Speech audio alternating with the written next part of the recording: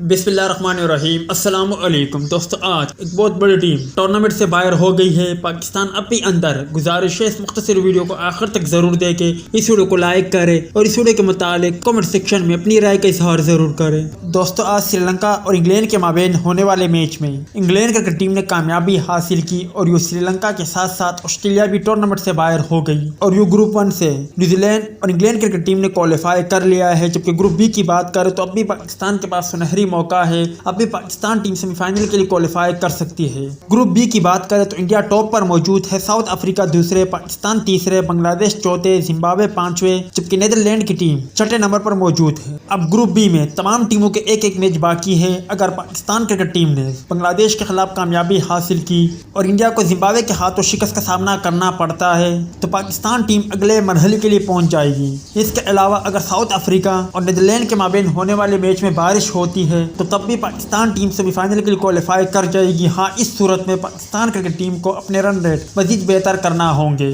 आप भाइयों को क्या लगता है कौन सी टीमें सेमीफाइनल के लिए क्वालिफाई कर जाएगी? क्योंकि ग्रुप 1 से इंग्लैंड और न्यूजीलैंड क्रिकेट टीम ने क्वालिफाई कर लिया, जबकि ग्रुप बी से पाकिस्तान, इंडिया, साउथ अफ्रीका और बांग्लादेश की टीम क्वालिफाई कर सकती है।